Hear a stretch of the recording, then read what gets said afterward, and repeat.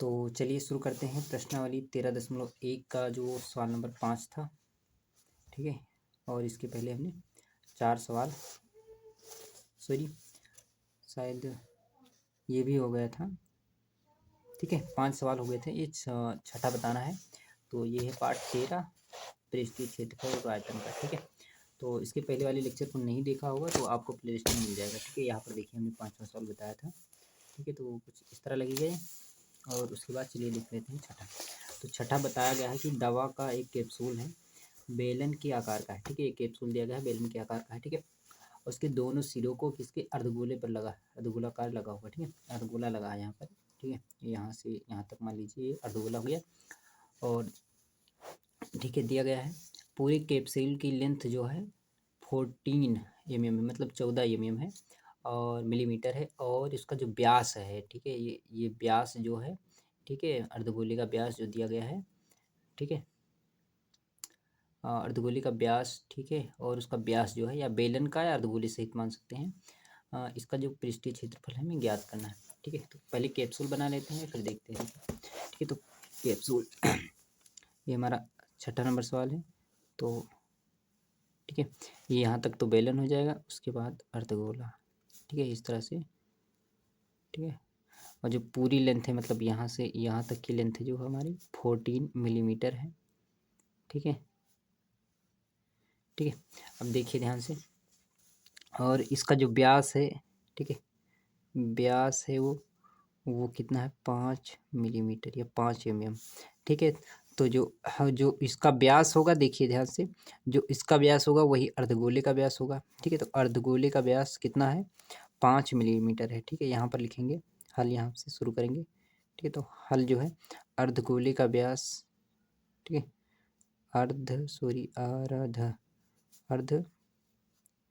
अर्धगोले, थोड़ा zoom out कर लेते हैं। ठीक है, अर्धगोले का व्यास, ठीक है, अर्धगोले का व्यास कितना है, डी इक्वल टू, ठीक है, वो 5 मिलीमीटर है। तो त्रिज्या निकाल लेते हैं। तो अर्धगोले की त्रिज्या, ठीक है, अर्धगोले की त्रिज्या, ठीक है, अर्धगोले की त्रिज्या यानी कि आर बराबर हो जाएगा 5/2 और यहाँ से निकालेंगे तो 2.5 मिलीमीटर।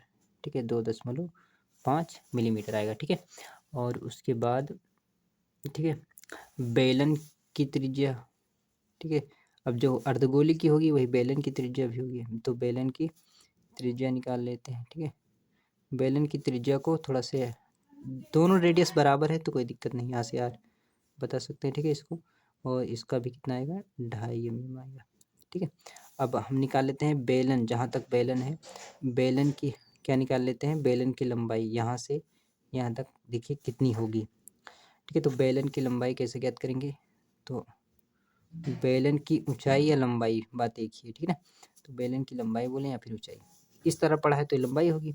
तो बेलन की ऊंचाई जो होगी या लंबाई जिसे बोल सकते हैं, ठीक है, एच बोल सकते हैं।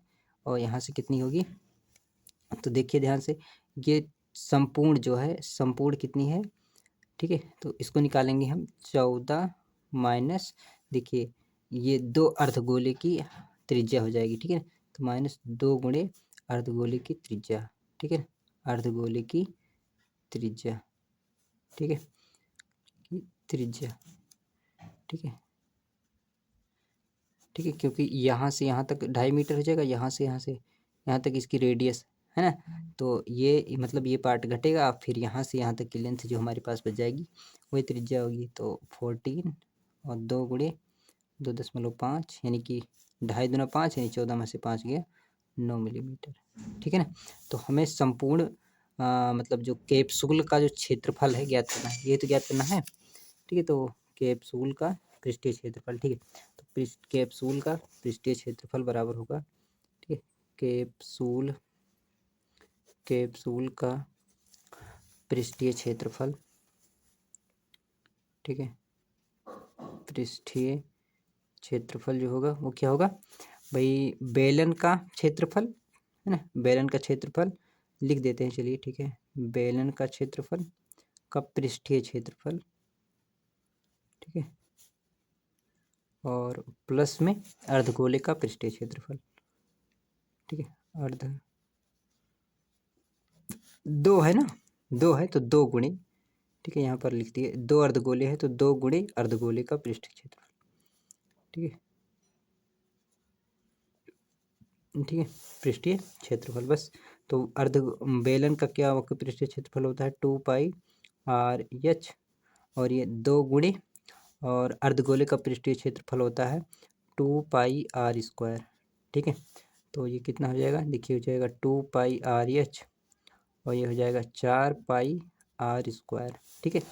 और यहाँ से देखिए 2πr कॉमन है, 2πr कॉमन है, तो यहाँ से h बचेगा और यहाँ से 2r बचेगा, ठीक है।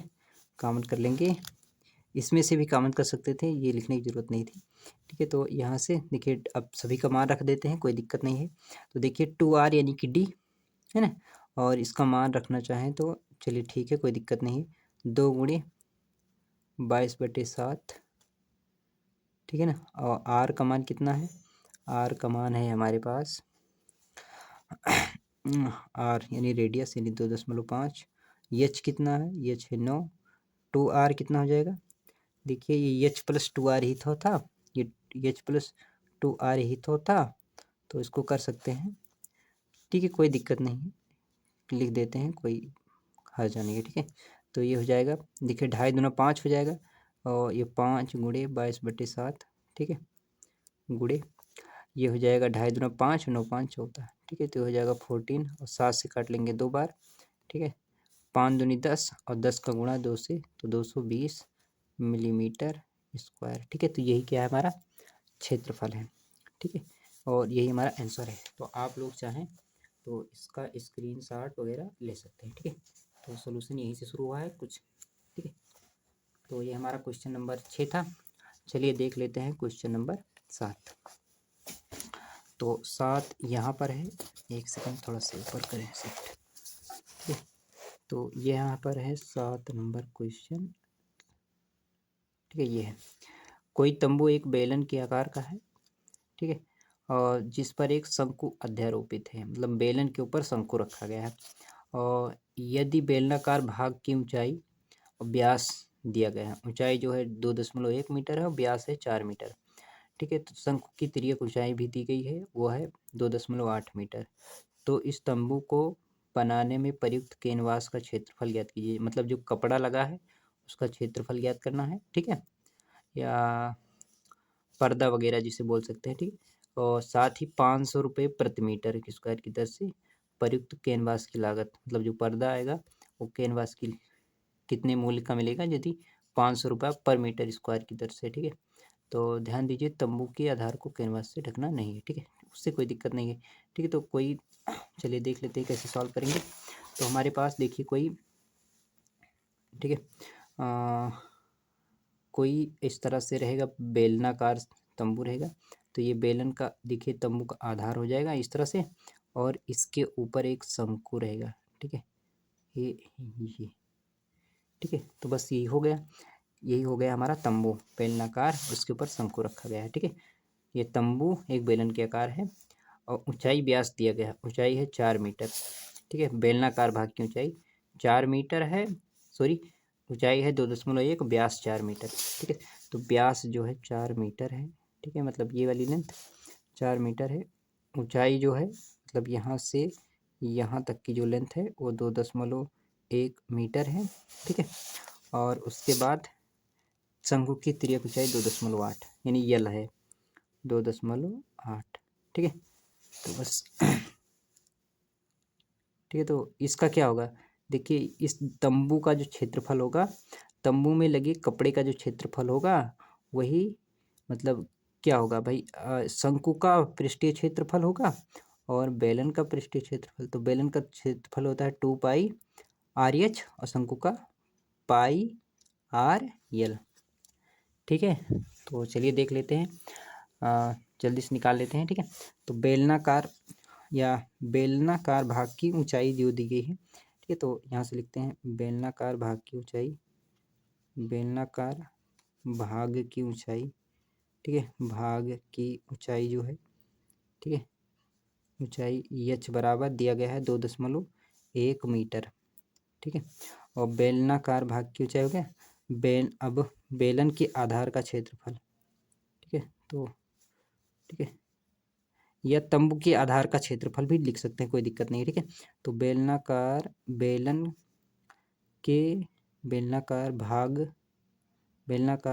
आधार का क्षेत्रफल, चलिए ठीक है, बेलन के आधार का क्षेत्रफल भी लिख सकते हैं, ठीक है। आधार का क्षेत्रफल या आधार का क्षेत्रफल नहीं, सॉरी, आधार की त्रिज्या, तंबू के आधार की त्रिज्या, आधार की व्यास दिया गया है तो त्रिज्या यहाँ से निकालेंगे, ठीक है। अब देखिए हमें व्यास लिखना चाहिए था, लेकिन ठीक है, ऊपर लिख सकते हैं। तो यहाँ से कितना हो जाएगा 4/2, ठीक है, तो कितना मिलेगा 2 मीटर। अब जो बेलन के आधार की त्रिज्या होगी वही शंकु की त्रिज्या होगी, तो शंकु की त्रिज्या, ठीक है, शंक्वाकार भाग या शंकु की त्रिज्या लिख सकते हैं, ठीक है, ज़्यादा कुछ, ठीक है, 2 मीटर हो गए।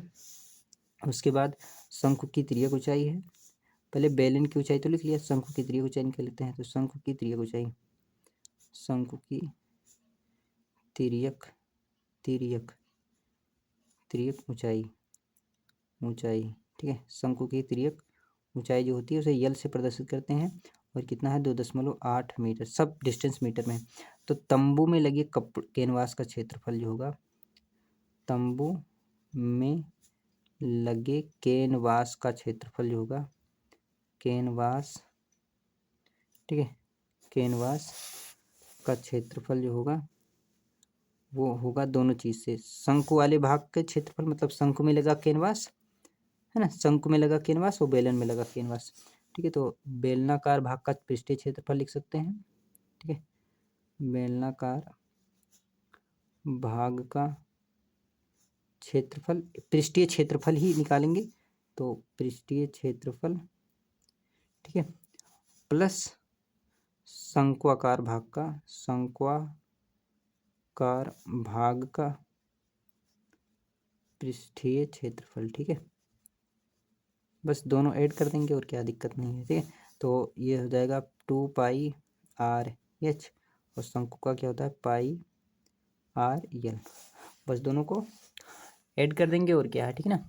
तो बस देखिए यहाँ से कॉमन क्या है, तो πr कॉमन है, पाई आर दोनों में है, तो πr कॉमन कर लेते हैं, यहाँ से बचेगा 2h, ठीक है ना, और प्लस l, ये तो बचेगा यहाँ से, ठीक है, 2h + l, पाई का मान 22/7, r का मान 2 है, 2h मतलब 2 × 2.1, ठीक है, क्योंकि ये ऊंचाई है शंकु की, ठीक है, शंकु नहीं बेलन की, और यल कितना है 2.8, ठीक है ना, बस। तो सिंपल से ये 22 दूना 44 हो जाएगा, 44/7, ठीक है, गुणे 21 दूना 42 मतलब 4.2 मिलेगा, और ये 2.8 जोड़ेंगे, 8 2 10, और ये 4 2 6 1 7 मतलब 7 मिलेगा, 4 है ना, ये मिलेगा 7.0, ठीक है, यानी कि 7 ही है, तो 7 एकम 7 ही कट गया, तो मिला 44, ठीक है, और यहाँ से कितने मिलेगा, ठीक है, एक सेकंड, कहीं हमने गलती कर दी क्या,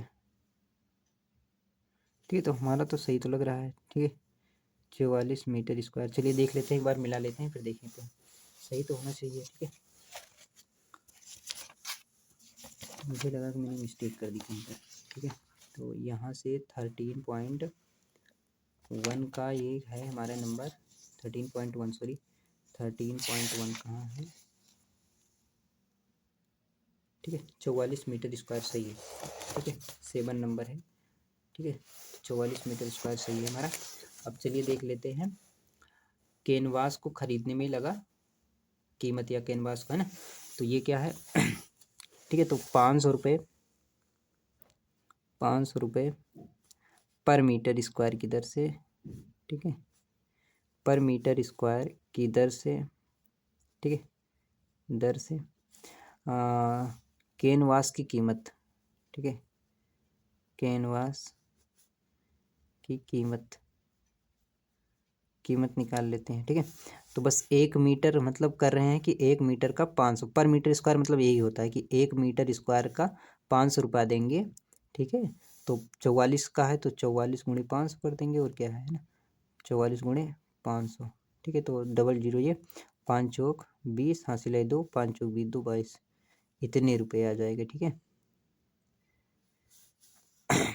रुपये, ठीक है। तो इतनी लागत लगेगी 22,000। ठीक है, तो यही था हमारा आंसर 7 का। आप लोग चाहें तो स्क्रीनशॉट इसका ले सकते हैं। कुछ इस तरह से लगेगा, ये रफ वर्क है, थोड़ा सा हल्का सा ऐड किया है हमने। ठीक है, बाकी सब ठीक है, कोई दिक्कत नहीं है। ठीक है, तो यहाँ पर एक बार फिर से मैच कर लेते हैं। आंसर क्या है हमारा?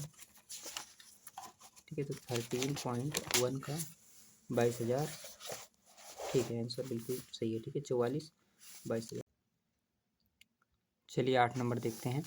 देखिए, ऊंचाई 2.4 सेंटीमीटर और व्यास है 1.4 सेंटीमीटर वाले एक ठोस बेलन में से इसी ऊंचाई और व्यास वाला एक शंक्वाकार खोल काट लिया जाता है। ठीक है, तो शेष ठोस का निकटतम वर्ग सेंटीमीटर में पृष्ठीय क्षेत्रफल ज्ञात करना है। ठीक, कह रहा है कि हमारे पास कोई शंक्वाकार, ठीक है, खोल काटा जाता है एक ठोस बेलन से। ठीक है, तो इस प्रकार से काट लिया जाता है।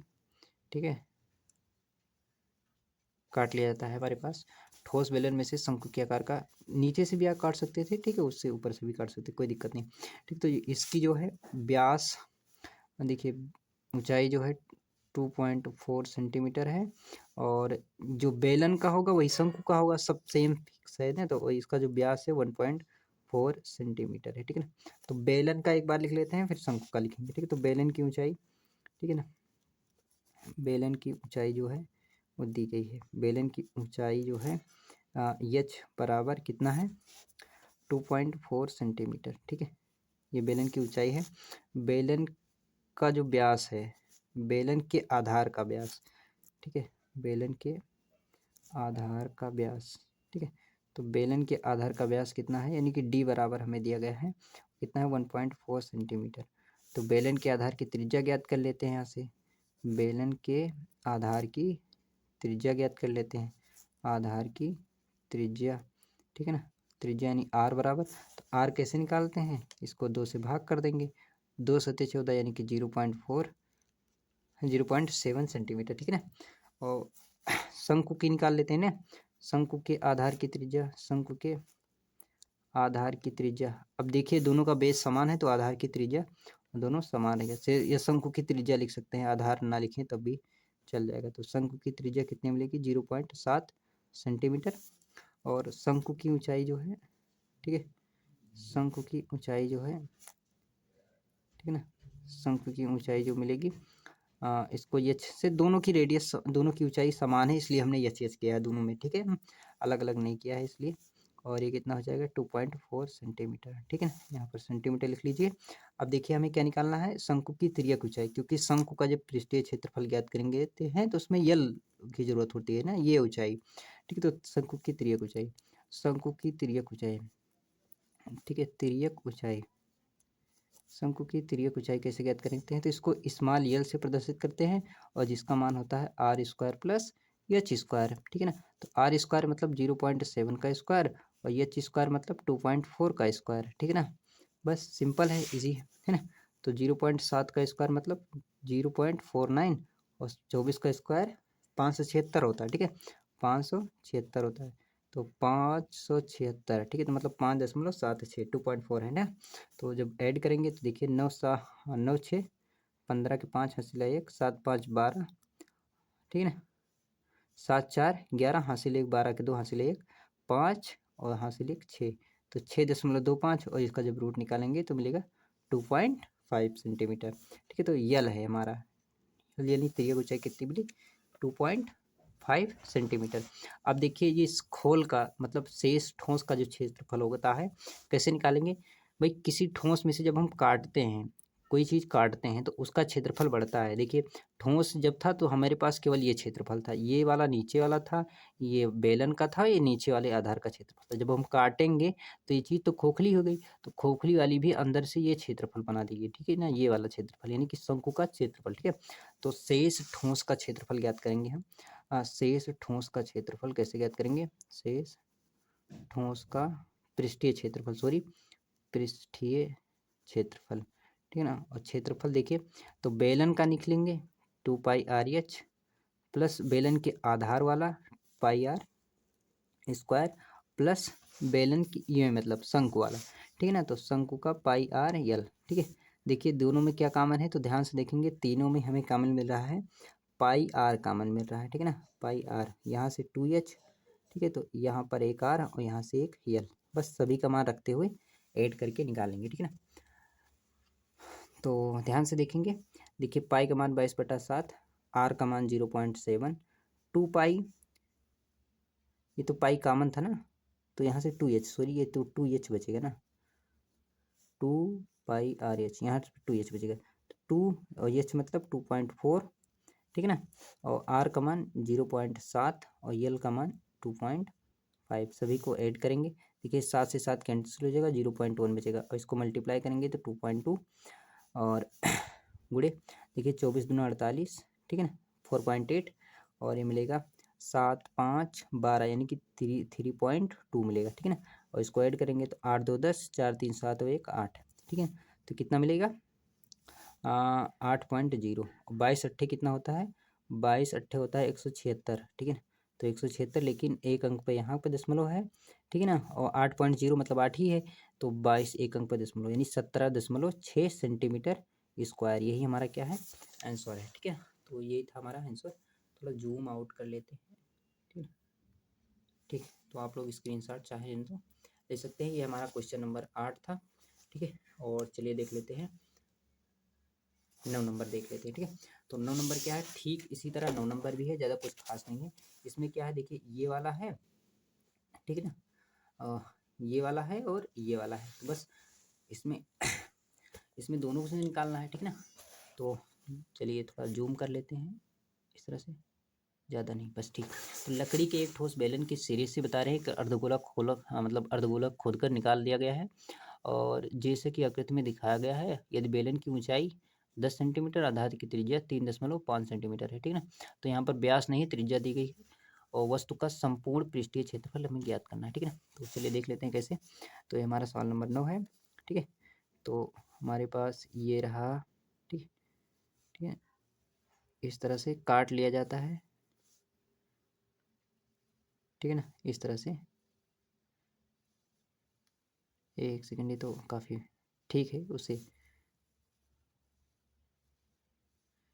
ठीक है ना, तो ये क्या है, अर्धगोला काटा गया है, तो जब काटेंगे तो ये वाला एरिया बढ़ रहा है, ठीक है ना, ये वाला एरिया बढ़ रहा है, ये वाला एरिया बढ़ रहा है, तो बेलन का पृष्ठीय क्षेत्रफल रहेगा, सबसे पहले लिख लेते हैं, तो त्रिज्या जो है, आधार की त्रिज्या दी गई, ठीक है ना, तो थोड़ा सी आधार की त्रिज्या जो है, ठीक है, बेलन के आधार की त्रिज्या लिख सकते हैं, या फिर दोनों की समय है ना, बेलन के आधार की त्रिज्या जो रहेगी, आधार की त्रिज्या, ठीक है ना, आधार की, बेलन के आधार की त्रिज्या यानी कि रेडियस जो है हमारे पास, वो कितना मिलेगी, कितने 3.5 सेंटीमीटर, ठीक है ना, 3.5 सेंटीमीटर, और बेलन की ऊंचाई, बेलन की ऊंचाई, ठीक है ना, तो बेलन की ऊंचाई यानी कि कैपिटल एच, स्मॉल एच, जो कितना है 10 सेंटीमीटर है, 10 सेंटीमीटर है ना, तो जो बेलन के देखिए, अब जो बेलन की त्रिज्या होगी वही अर्धगोले की त्रिज्या भी हो, ठीक है ना, तो अर्धगोले की त्रिज्या भी लिख सकते हैं, अर्धगोले, ठीक है, की त्रिज्या भी लिख सकते हैं इसको, और दोनों की रेडियस समान होगी, तो ये भी कितना होगा 3.5 सेंटीमीटर, ठीक है, तो ये वस्तु है, तो वस्तु का संपूर्ण पृष्ठीय क्षेत्रफल, ठीक है, तो वस्तु का संपूर्ण, ठीक है ना, पृष्ठीय क्षेत्रफल जो होगा, वो भी बताया था क्या होगा, बेलन का क्षेत्रफल 2πr/h और प्लस 2 ठोरे है ना, तो 2 गुणे पाई 2πr², 2πr², ये क्या है, तो अर्धगोले का पृष्ठीय क्षेत्रफल है, लेकिन ये 2 बार है ना, तो ये बेटा बस देखिए यहाँ से कॉमन क्या है, तो 2πr/h, 2πr कॉमन है, तो यहाँ पर 2π और यहाँ पर 2r, ठीक है ना, मई 2πr/h, और ये हो जाएगा 2πr और 2 × r, ठीक है, सही है, तो कॉमन हुआ है ये पार्ट, चलिए देख लेते हैं सभी का मान रखते हुए, 3.5 रेडियस है, एच कितना है, तो एच हमारा 10, 2r मतलब 2 गुणे, r मतलब 3.5, ठीक है ना, तो ये मिल जाएगा देखिए 5 × 7 = 35, ठीक है, तो 5 दूनी 10, 5 दूनी 10, लेकिन एक मिल जाएगा, है ना, ये आधा है, आधा दूनी 1 होता है, तो 1 हो जाएगा, और 22 से गुणा करेंगे तो 22 ही, ठीक है, और ये कितना बचा 10, 3.5, 3 है ना, 3.5, 3.5 दूना 7, 7 और 10 17, ठीक ठीक है। तो 22 × 17, 17 दूना 34, 3 हासिल है और 17 दूना 34, 3 37, ठीक है ना। तो इतने सेंटीमीटर स्क्वायर, यही क्या है हमारा उत्तर है, ठीक है। इस तरह से एक्सरसाइज हमारी समाप्त हो रही है। तो चलिए मिलते हैं किसी नेक्स्ट वीडियो लेक्चर में, ठीक है। इसके अगले वीडियो लेक्चर में इस पार्ट के मतलब मान लीजिए 13.1 था तो 13.2 के वीडियो लेक्चर में मिलेंगे हम लोग, ठीक है। तो पढ़ते रहिए।